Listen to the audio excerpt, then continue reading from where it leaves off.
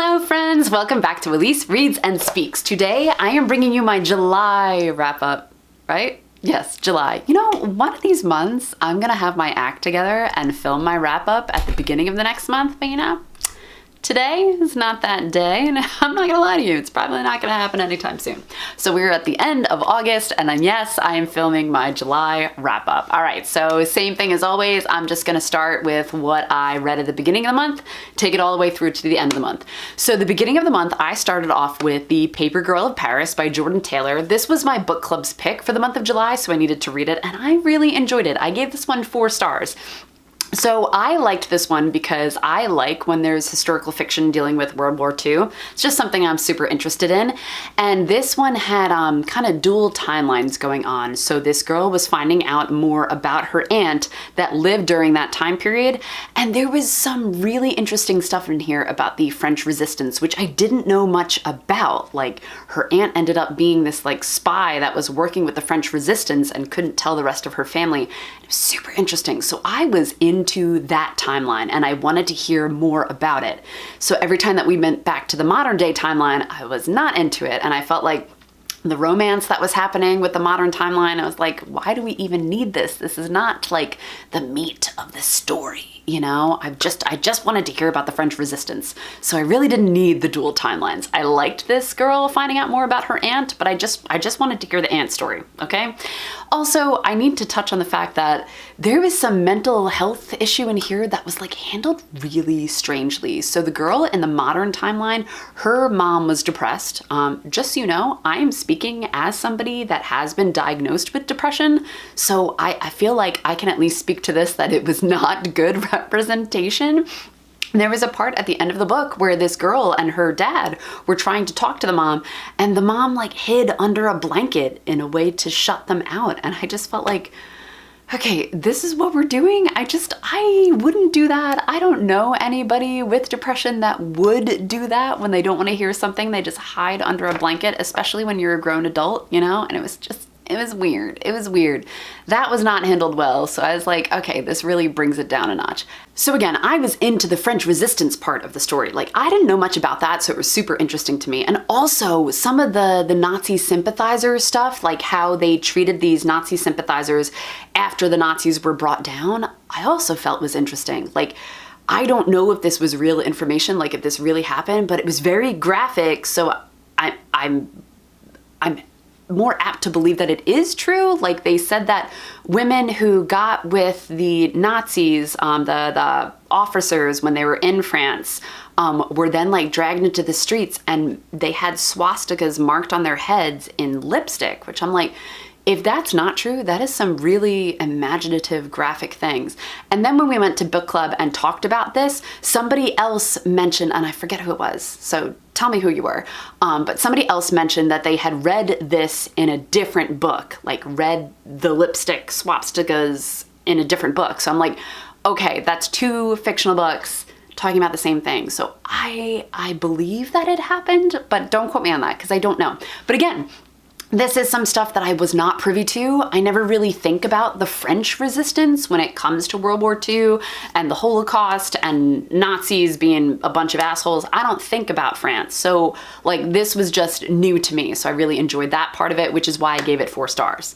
Next, I listened to the audiobook of The Gracier by Kim Liggett. So this one was interesting in the fact that I liked the general premise of it. So in this society, there's a bunch of girls that start gaining their magic, and when that starts happening, they're like cast off from society to go live in the woods for a year. They're Gracier, okay, to like kind of like purge their system of this magic.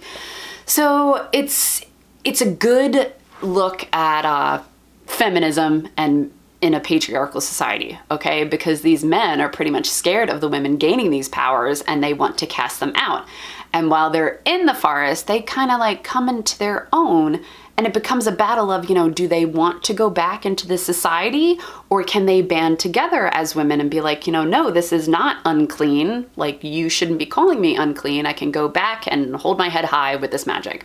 So I'm not going to tell you what happens as far as that goes, because, you know, spoilers, but I did like that was an interesting look. Like, you know, as women, should we be proud of who we are, or should we be forced into these roles that women have played all the rest of our lives? Like, you know, it's kind of like the society that we live in now.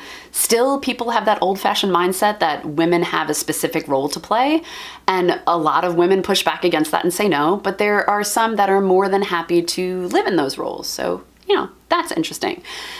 The thing that made me stick at 3 stars that I have found that I do not like in literature is pregnancy, especially teenage pregnancy, because it just becomes a story that I'm just not interested in.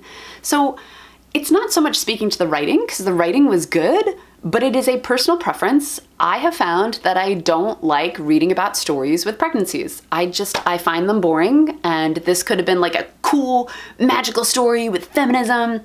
And I dealt with a lot of pregnancy, and I was like, bleh, like halfway through, I just wasn't into it anymore. And I listened to the rest of it, but I just wasn't feeling it.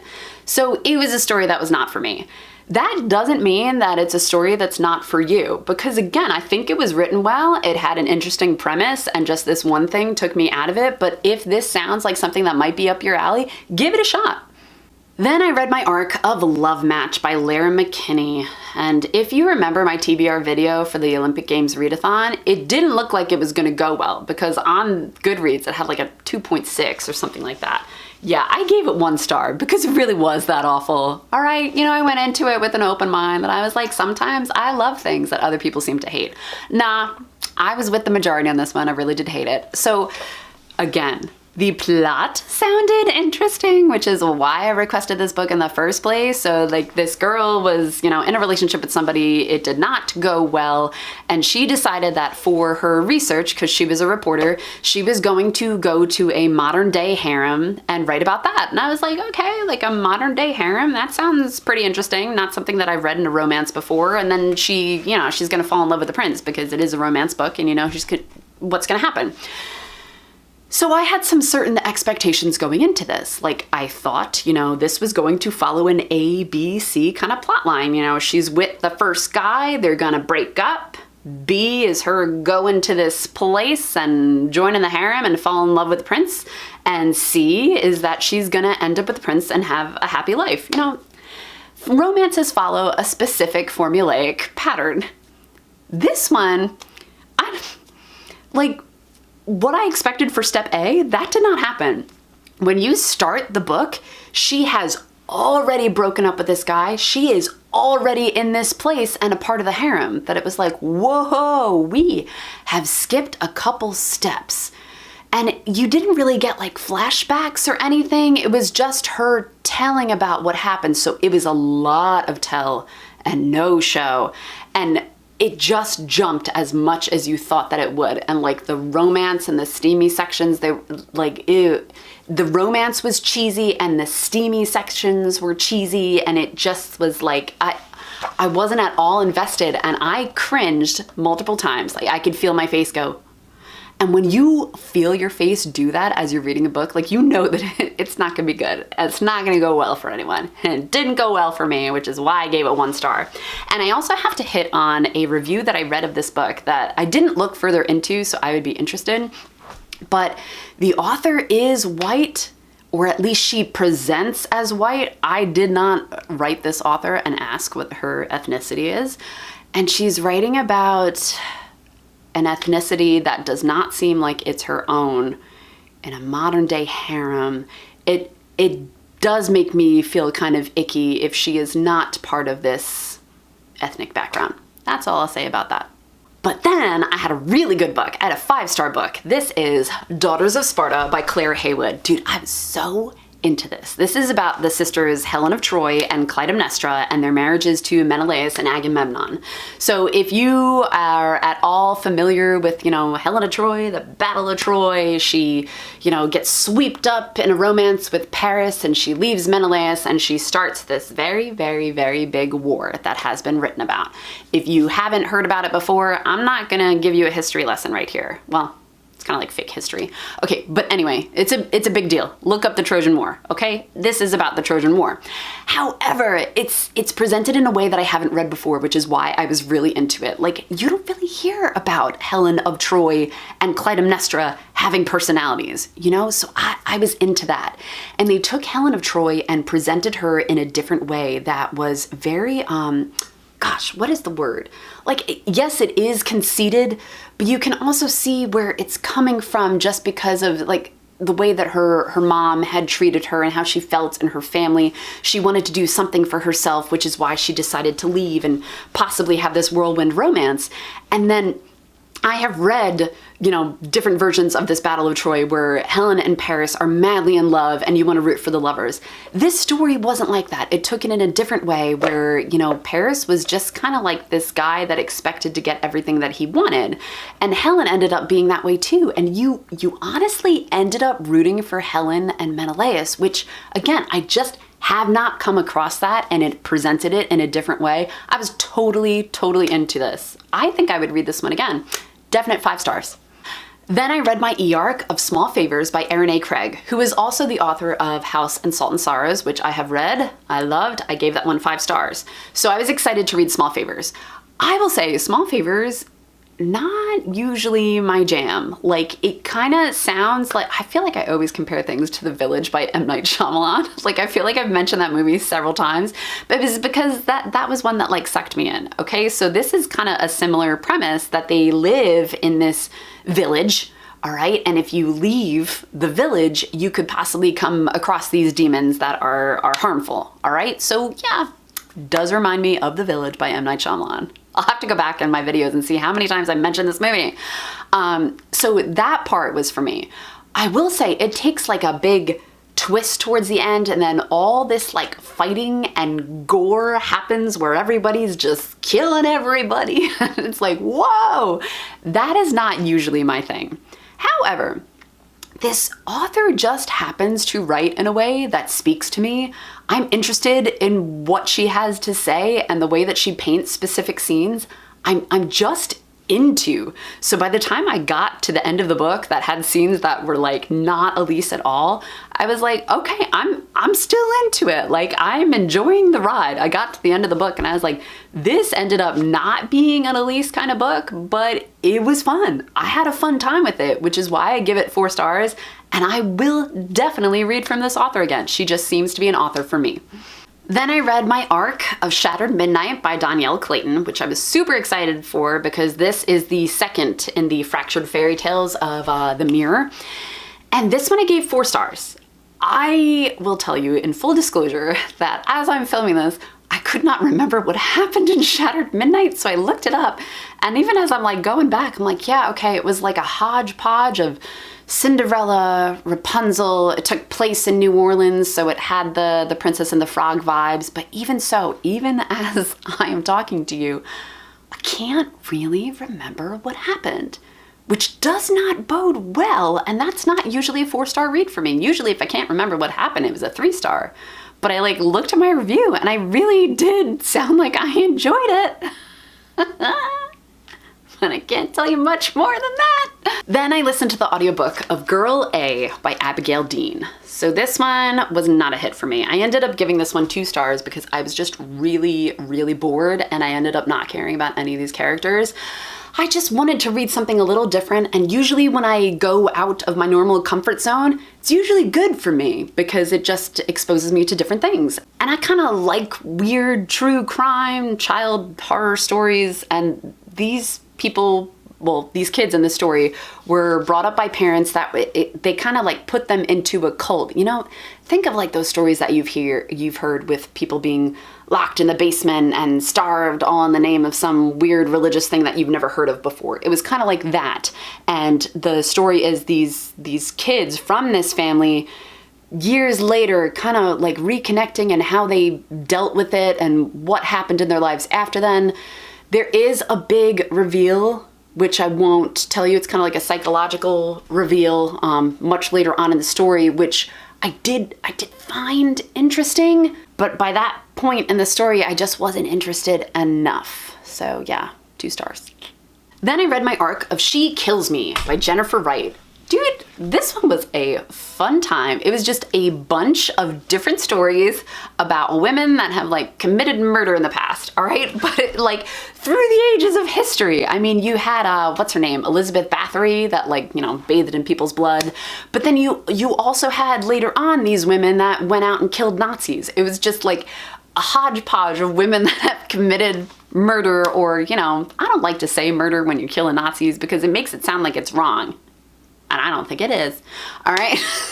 So, but it was just like a very interesting, eclectic take of all these different women through history, the interesting stories of how they led to killing somebody else. And I was into it. And like at the beginning of each little story, it had this like little, I want to say animation. Is that the right word? Like little cartoony thing. Little cartoony thing. Illustration is the word I'm looking for. Oh my God, I swear I'm a speech language pathologist. I swear I can speak and think of words.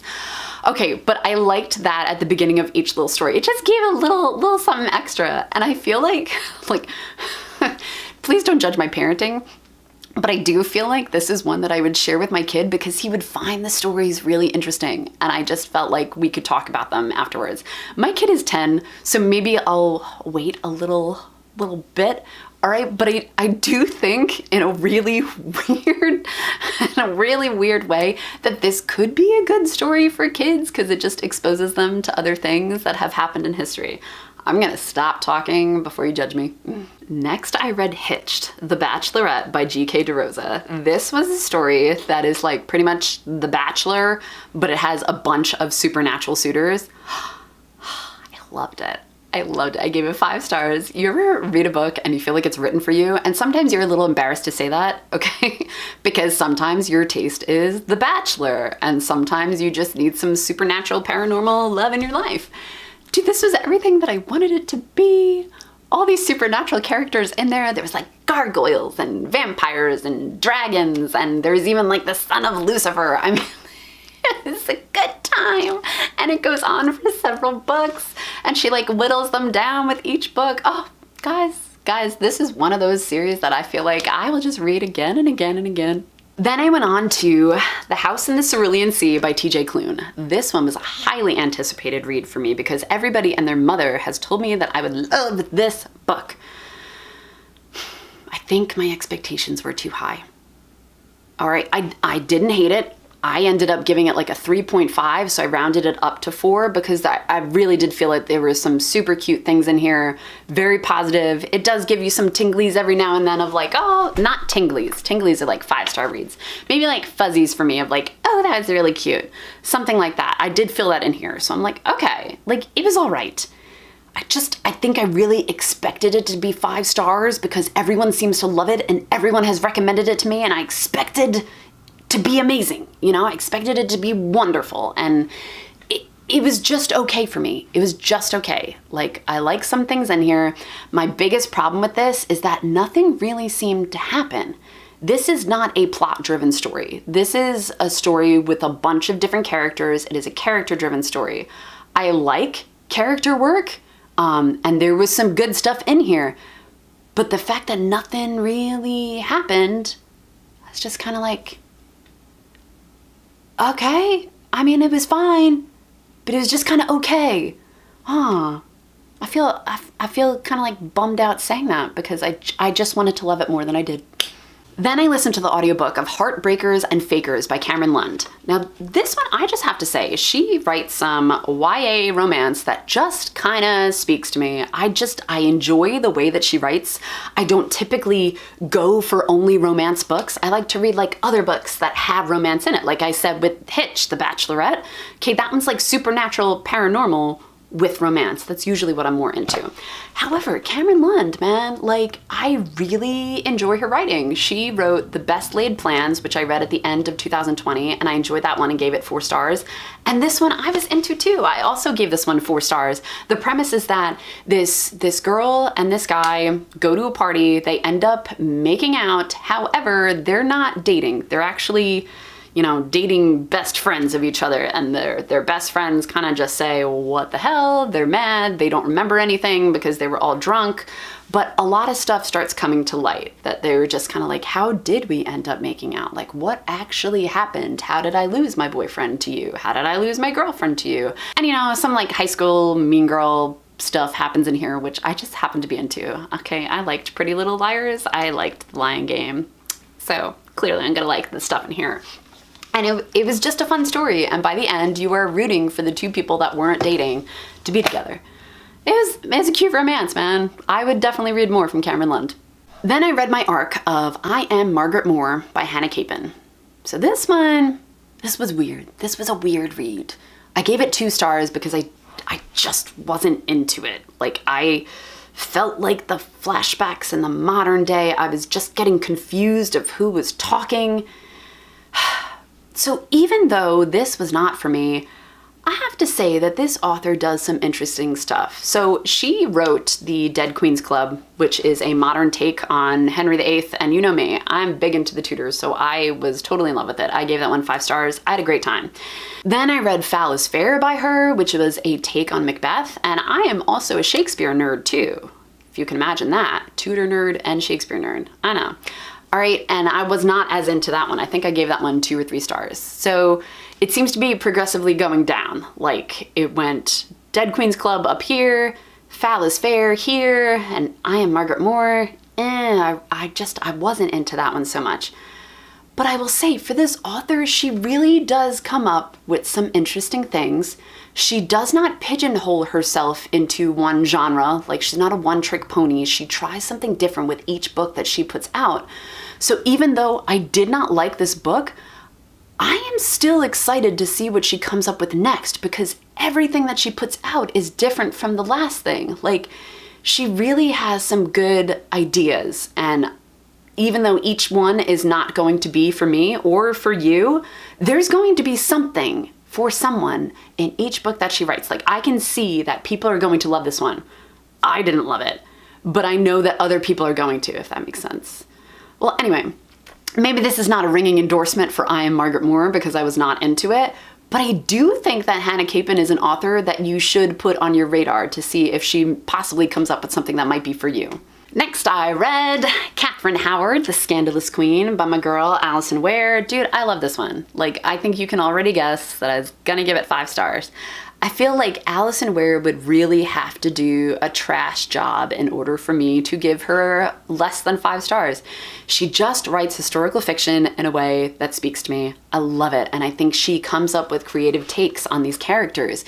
She uses what she knows to be fact and crafts that into a fictional story to make it realistic. Like, I just really enjoy it.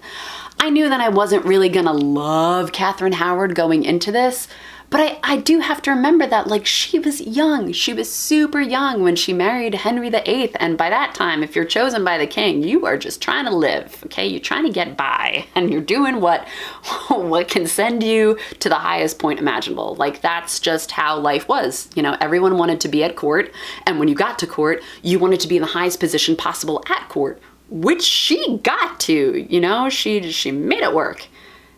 And then she was beheaded. So, like, clearly she didn't make it work that well.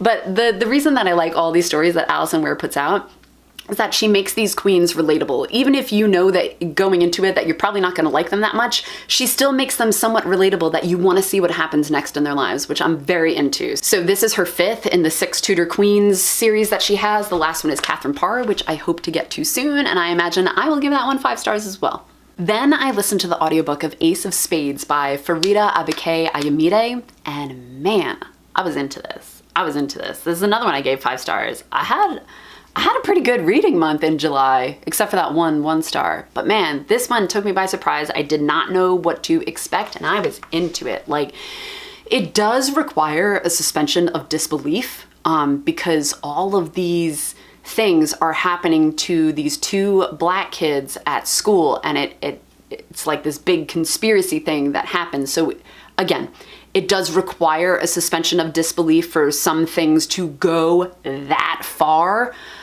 But like, I also felt like that was the point of the entire story. I felt like this was a really good commentary on systemic racism because these two black kids in school have everything stacked against them, and people are actively working against them to like take them down a peg. And maybe I don't see it, or other people the same color as me don't see it because we're not living it. And I felt like it was just a very interesting perspective of systemic racism, because I'm like, yeah, you know, this is a system that has been in place for hundreds of years, you know, and I am put on a pedestal to succeed. These other people are starting so much lower because everything is just against them. And I felt like putting it into YA form, into a mystery form, it's going to expose people to this system that they normally wouldn't be exposed to. And it was really appealing. I felt like it was very eye-opening at some points where I'm like, oh, this is the point. This is the point that she's trying to make. I don't know, it sucked me in, the mystery got me, and I was into it. I felt like that was a well-deserved 5 stars. The last book that I read in the month of July was Shakespeare's Stories by Samantha Newman. This was an arc that I got from NetGalley, again, Shakespeare nerd, and I wanted to read these stories that were adapted for kids. So this is a middle grade book, and she takes each of the plays and really like chops it down, gives you regular English language to explain what is happening.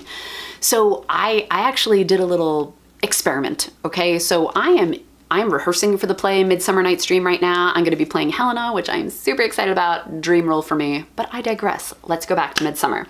So I took Midsummer in here and I read it to my 10-year-old kid to see if he would understand and follow along. And by the end of the story, like he thought it was funny and he did enjoy it, that I was like, okay, you know, he's a middle grade reader. This is a middle grade book. It's put in Shakespeare in terms that kids can understand. So I did enjoy that. The only thing that I will say that knocked it down, that I'm keeping it at 3 stars, is because it's very watered down. Like, I think you could have amped it up just a little bit and kids would have understood. I think some things were changed that didn't need to be changed. I felt like characters were completely taken out, like not even mentioned, that are in some of these plays. And I'm like, you know, if they go and see a play eventually, they're gonna be like, I don't remember that character ever even existing. And just to hit on Midsummer, because that's, you know, where my head is at right now. If you're at all familiar with Midsummer, in the regular play, Titania and Oberon are fighting over this changeling Indian boy. So Titania has him, Oberon wants him, and they're battling over that. In this tale in Shakespeare's Stories by Samantha Newman, it's an amulet. They're fighting over an amulet. I'm like, okay, like I get why you did that. Might be weird for kids to read about 2 fairies fighting over a changeling Indian boy. They might not wrap their heads around why you're fighting over another human. But like completely changing it to an amulet, it's also dampening it. Like I feel like it's adding an element into that story of like, oh, what does the amulet do? Which is never gonna be answered because it has nothing to do with the play, because it's not in the play. And also it's just taking away from the fairies themselves how they would steal children, you know, like just my personal opinion. So stuff like that was happening in each story, where it was either watered down, characters weren't mentioned in plays that I'm super familiar with, and I'm like, why didn't you even mention this character's name? So I wasn't into that. However, with my experiment and seeing that my kid really did enjoy the story, it did what it was supposed to do. So that's why I think 3 stars is a fair assessment. So those were all the books that I read in the month of July. I read 15 books, probably because I was doing the Olympic Games readathon. I wanted to make sure that I hit all of the prompts, which I did. You're welcome, Team Artemis. So anyway, that's all that I've got for you today. Thank you for tuning in to Elise Reads and Speaks, and I will catch you next time. Bye!